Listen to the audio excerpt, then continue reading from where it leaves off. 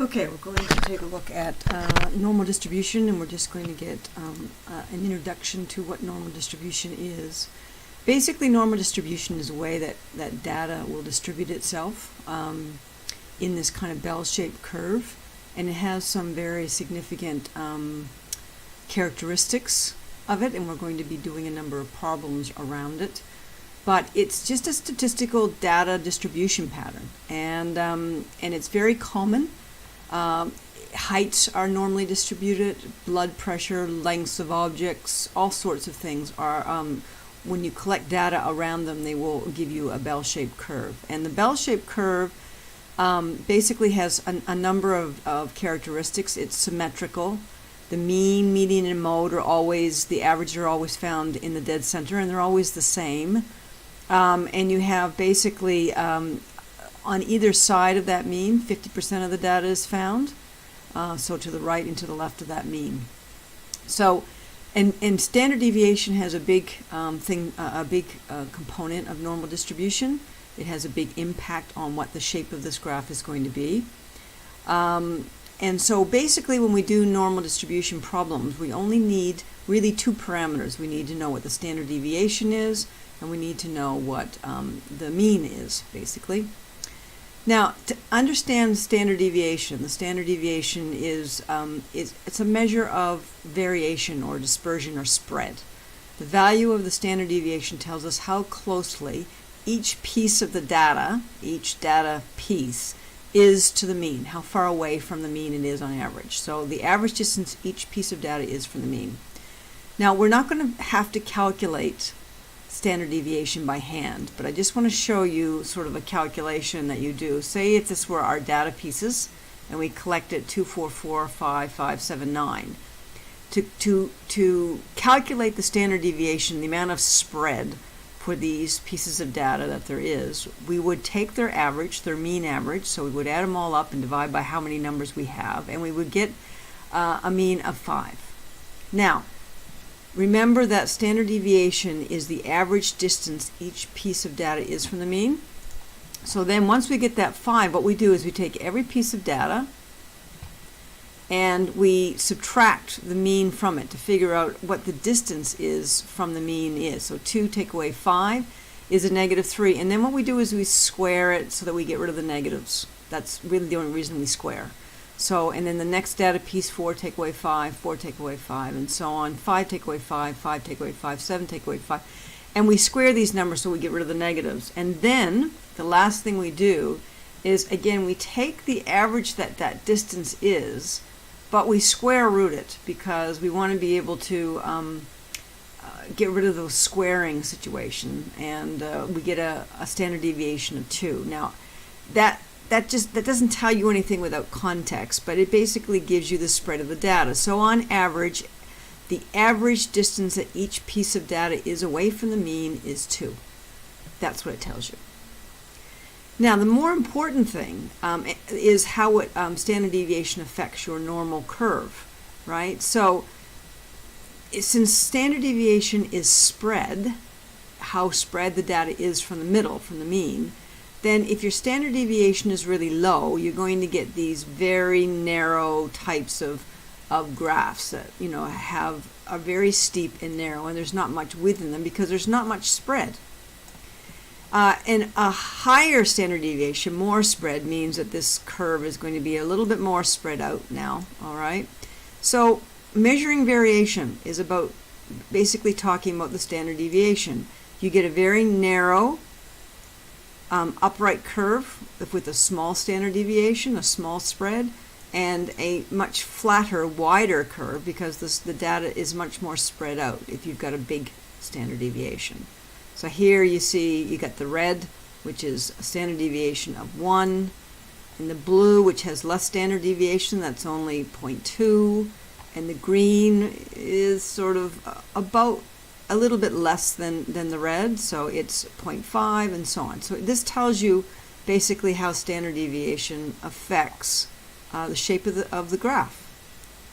And then the last thing is the normal distribution curve itself and how it relates to the mean and the standard deviation, and where the data all falls. How does this distribution work? So we only need to have two parameters. The mean, in this case the mean, the center of the graph is 100, and a standard deviation. And the standard deviation in this particular situation is 5. And you see that the standard deviation is added on to the 100, so the next sort of point on this curve is 115, and then, sorry, the standard deviation is not 5, it's 15. My mistake. Okay, so you add 15 on here, and you get data that will fall between 100 and 115, then another 15, and you get data that's between 100 and 130, and then another 15, and you get data that is between 100 and 145. Now this might be, who knows what this is, weight, centimeters in height, I don't know. But, and that's how you sort of work it. And then on the other side of 100, instead of adding the standard deviation, you take it off. So you take away the 15. So now we've got data between 185, between 175, and between 155. So most of the data basically falls between 55 and 145. Okay? So that is just kind of showing you how a normal curve kind of works. We have the mean in the middle, and then we work our way by adding standard deviation and get these sort of significant marks along the curve. So this 115 is said to be 1 standard deviation away from the mean.